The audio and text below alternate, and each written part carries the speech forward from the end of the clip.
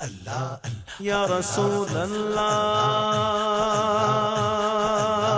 یا رسول اللہ یا حبیب اللہ یا حبیب اللہ یا رسول اللہ یا رسول اللہ یا حبیب اللہ یا حبیب اللہ۔ میری جماعت کے وہ حسین ستارے یہاں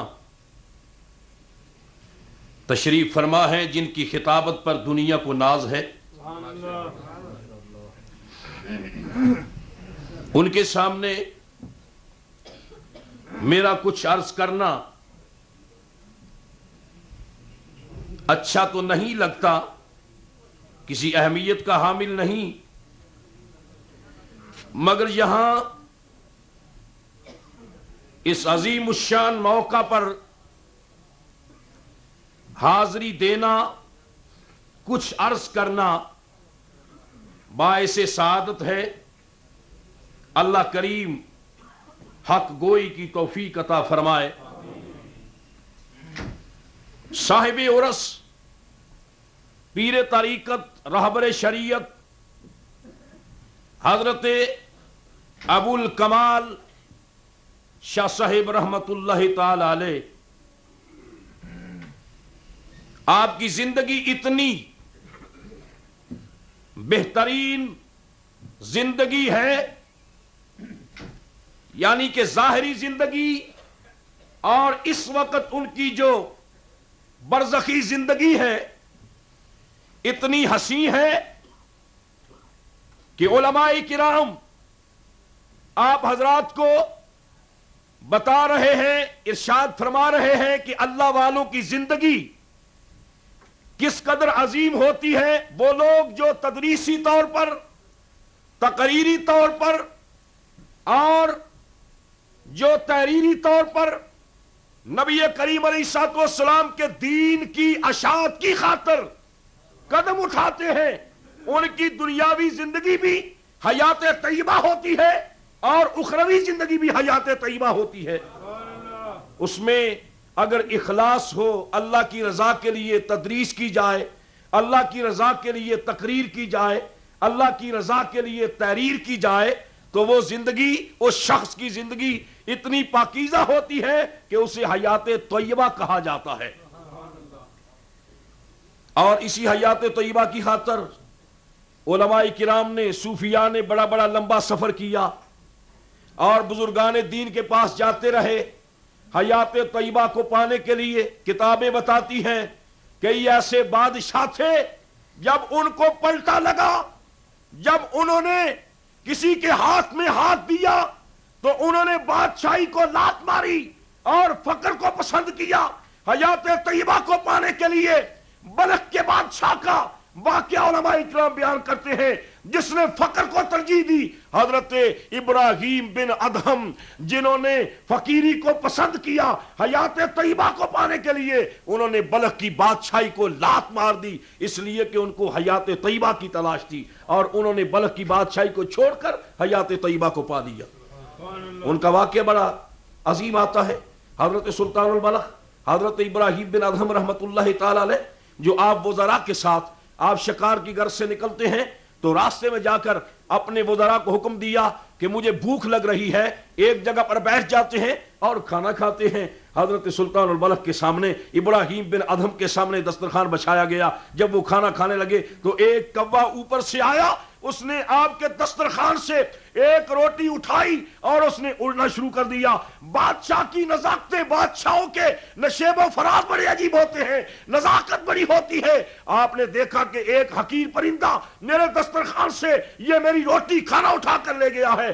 گھوڑا اس کے پیچھے دوڑانا شروع کر دیا اس کو پکڑنے کے لیے، اور اس کی پرواز کہاں اور گھوڑے کا دوڑنا کہاں، کتنا فرق تھا، لیکن اس کے پیچھے گھوڑا دوڑانا، اس میں بہت بڑی ایک سبق ملنے والا تھا، یعنی کہ یہ حیات طیبہ کی طرف رخ ہونا تھا، اس لیے آپ نے گھوڑا پیچھے دوڑایا۔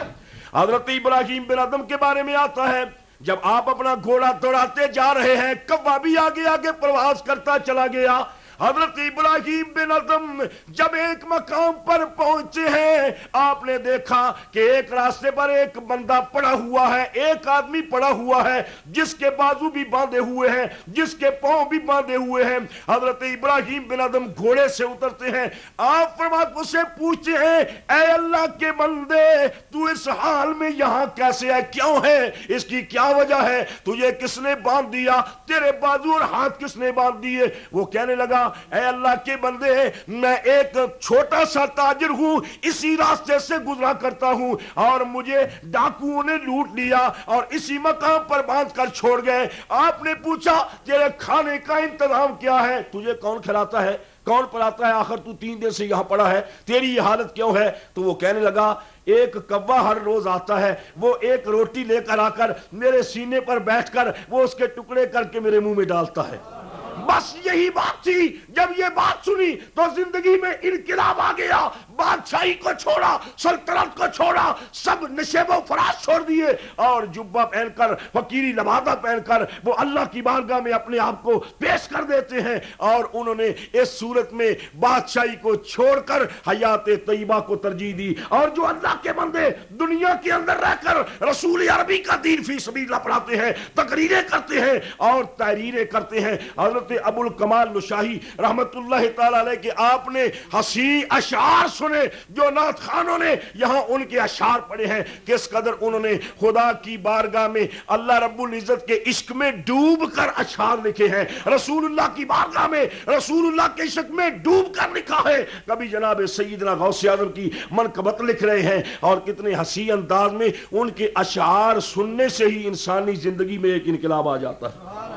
حضرت شیخ سعدی رحمت اللہ تعالی علیہ، جن کا کریمہ سعدی پڑھ کر انسان حیات طیبہ حاصل کر سکتا ہے، اگر کریمہ سعدی پر عمل کرے جو نصیحت حضرت شیخ سعدی نے فرمائی ہے، اگر کوئی بادشاہ یہ چاہے کہ میں کسی سلطنت پر میں نظام کو بہتر بنا لوں تو وہ بھی کریمہ سعدی پر عمل کر کے اس سلطنت کو چلا سکتا ہے۔ یعنی کہ قدم قدم پر حضرت شیخ سعدی نے رہنمائی فرمائی۔ وہ حضرت شیخ سعدی، آپ جا رہے ہیں اور آپ کے متعلق آتا ہے کہ آپ کے پیر کامل شیخ کامل نے آپ کو فرمایا، سعدی میں تجھے قطب نہ بنا دوں؟ تو عرض کرتے ہیں، حضور مجھے قطبیت کی ضرورت نہیں ہے، مجھے اس چیز کی ضرورت نہیں، میں تو چاہتا ہوں کہ ہر وقت سرکار کی محبت میں، تاجدار مدینہ کے عشق میں میرے آنسو چلتے رہیں۔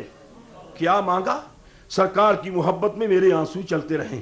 حضرت شیخ سعدی، جناب حضرت شیخ سعدی، جب آپ کو یہ حکم ہوتا ہے، فرمایا جاتا ہے، شیخ کامل فرماتے ہیں، کیا میں تجھے قطب نہ بنا دوں؟ عرض کرتے ہیں، حضور مجھے قطبیت کی ضرورت نہیں ہے، میں تو چاہتا ہوں ہر وقت میری آنکھوں سے سرکار کی محبت میں آنسو چلتے رہیں۔ حضرت شیخ سعدی، آپ کے متعلق آتا ہے، آپ ایک راستہ پر سفر فرما رہے ہیں، راستے میں دیکھا ایک بڑھیا عورت جو پانی کا مٹکا بھرے ہوئے کھڑی ہوئی ہے، وہ کہتی ہے کسی کی انتظار میں ہے، منتظر ہے کوئی آئے اور یہ مٹکا اٹھا کر میرے سر پر رکھ دے۔ حضرت شیخ سعدی وہاں سے گزرتے ہیں، وہ آواز دیتی ہے، ارے میاں قریب آؤ، یہ مٹکا اٹھا کر میرے سر پر رکھ دو۔ حضرت شیخ سعدی قریب ہوئے اور آپ نے جب سرکار سے یہ مانگا کہ میری آنکھوں میں آنسو چلتے رہے، یہی مانگا تو آپ کی آنکھوں سے اس قدر آنسو چلتے رہتے تھے کہ یہ مقامات، یہ جو مقام تھے، یہ گل چکے تھے آنسوؤں کی وجہ سے، اور آپ نقاب اوڑے رہتے تھے، نقاب رکھتے تھے، اور جب وہ مٹکا اٹھا کر وہ بوڑھی عورت کے سر پر رکھنے لگے، اس طرح جب آپ نے وہ مٹکا اٹھایا تو آپ کا ایک آنسو اس مٹکے میں گر گیا، ایک آنسو اس مٹکے میں گر گیا۔ جب آنسو گرتا ہے، آپ تو چلے گئے، تو لکھنے والے لکھتے ہیں کہ حضرت شیخ سعدی کا جب آنسو گرا، وہ عورت وہ پانی کا مٹکا گھر لے کر گئی، تو جس نے پیا کوئی قطب بن گیا، کوئی ولی بن گیا۔ ان آنسوؤں کا یہ اثر تھا جو سرکار مدینہ کی محبت کے لیے مانگے گئے تھے. آپ پھر اندازہ لگائیں کہ اللہ والے جو ہیں وہ کس قدر حیات طیبہ کی تلاش میں رہتے ہیں. اللہ والوں کا شیوا یہی ہے, وہ دنیا کو ترجیح نہیں دیتے, دنیا کے مال کو ترجیح نہیں دیتے. ان کی یہ حسرت ہوتی ہے کہ دنیا میں رہ کر حیات طیبہ لے کر آخر میں جائیں, اور اسی میں سرور ہے, اسی میں لطف ہے. اللہ رب العزت ہمیں ایسے لوگوں کے نقش قدم پر چلنے کی توفیق رفیق عطا فرمائے. میری جماعت کے وہ حسین جید علماء کرام جن کی خطابت پر دنیا اہل سنت کو فخر ہے, ناز ہے, وہ تشریف فرما ہے. وہ آپ کو اپنے خوبصورت انداز میں آپ کو سرکار کی باتیں, اولیاء کرام کے حالات و واقعات سنائیں گے. اللہ کریم تمام علماء کرام کے علم و فضل میں مزید برکتیں فرمائے. مولانا غلام رسول صاحب یہ فرما رہے تھے کہ مولانا عبد الحکیم صاحب فرمایا کرتے تھے کہ علماء کرام جو ہیں یہ سخی نہیں ہوتے. یہ بات صحیح نہیں, غلط ہے. حضرت پیر جماعت علی شاہ صاحب وہ علامہ بھی تھے, پیر بھی تھے, اور خدا کی قسم تمام علماء سخی. اس سے بڑھ کر اور سخاوت کیا ہو سکتی ہے کہ علماء کے صدقے تو یہ مساجد بن رہی ہیں, علماء کے صدقے مدارس بن رہے ہیں. ایسا نہیں کرنا چاہیے. علماء کی جس میں کوئی بھی پہلو ایسا اختیار نہیں کرنا چاہیے جس سے علماء کی توہین ہو. اللہ کریم علماء کا احترام کرنے کی توفیق رفیق عطا فرمائے. وما علینا الا البلاغ.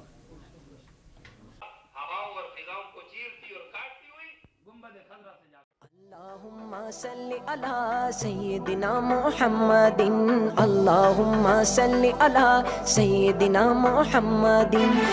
تارک گفٹ سینٹر بریڈ فوڈ کی ایک واحد شاپ جہاں سے آپ کو نعتیں, قوالیاں اور علماء کی تقاریر پر پرانی سے پرانی اور نئی سے نئی audio cassette, video cassette, audio C D, D V D ہر وقت مل سکتی ہے. لائیو نعتوں کی اور تقاریر کی محفلوں کی ریکارڈنگ آپ کو مل سکتی ہے. اس کے علاوہ عطر, ٹوپیاں, جبے, جلباب اور اسلامی استعمال کی متعلقہ اشیاء سستے داموں مل سکتی ہے. نام یاد رکھیں, Tarak gift centre, 12 Carlisle road, Bradford 8. Telephone 01274 775 721. Mobile 07931 587 694. Tariq Gift Center, your one-stop Islamic shop. 12 Carlisle Road, Bradford, BD8 8AD.